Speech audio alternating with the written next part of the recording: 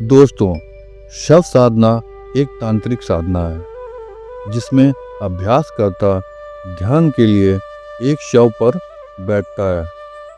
शव साधना को तंत्र के सबसे महत्वपूर्ण एवं सबसे कठिन और सबसे गुप्त अनुष्ठानों में एक माना जाता है। जानते हैं इसके बारे में क्या कहा जाता है और क्या लिखा गया है। शव साधना एक गुप्त विद्या मानी जाती है, लिहाजा हमेशा ये रात को चुपचाप की जाती है।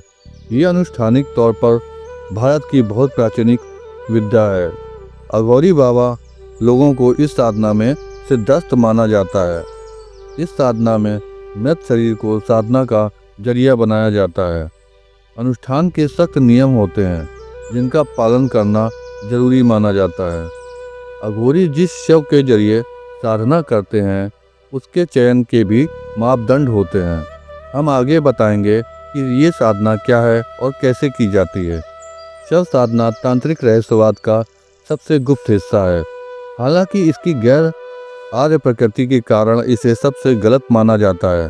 हालांकि इसके जानकार इसे सबसे कठिन आध्यात्मिक अभ्यास मानते हैं।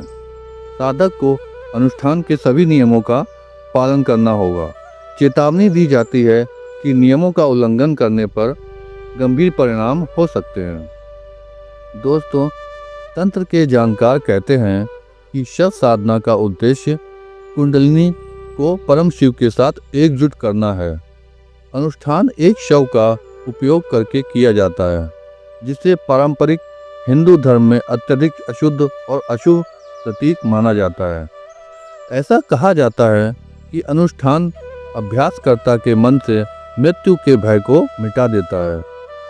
इसमें शव के जरिए मृतक की आत्मा को काबू में करके उससे माध्यम बनाकर काम कराया जाता है।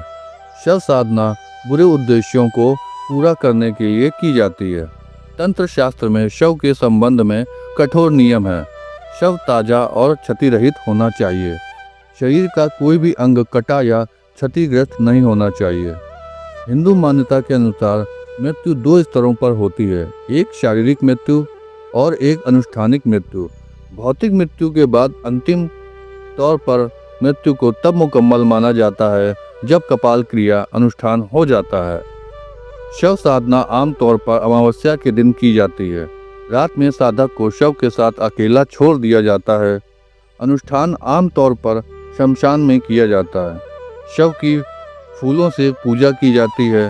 उसे भैरव और देवी के आसन के रूप में आमंत्रित किया जाता है और देवी को प्रसन्न करने के लिए जागृत होने का अनुरोध किया जाता है। ऐसा माना जाता है कि संस्कार करते समय शव शक्ति का पात्र बन जाता है। शाक्त कथाओं में कहा गया है कि शव के मुंह में सुपारी डालकर उसकी पीठ पर हाथ फेरा जाता है। उस पर चंदन का लेप लगाया जाता है। 64 योगिनियों और दिशाओं की पूजा की जाती है। फिर अभ्यासकर्ता शव पर ऐसे चढ़ता है जैसे कोई घोड़े पर बैठता है। कहा जाता है कि इस अनुष्ठान में साधक मुर्दे को जीवित करता है। अगर इस क्रिया को करते हुए साधक भयभीत हो जाता है तो वो पागल हो सकता है, लेकिन जिसने इसे कर लिया वो गुप्त शक्तियाँ प्राप्त कर लेता है। लेकिन ये माना जाता है कि ऐसा व्यक्ति सिद्धियाँ जरूर हासिल कर लेता है, लेकिन ये उसके पतन का कारण भी बन सकती हैं।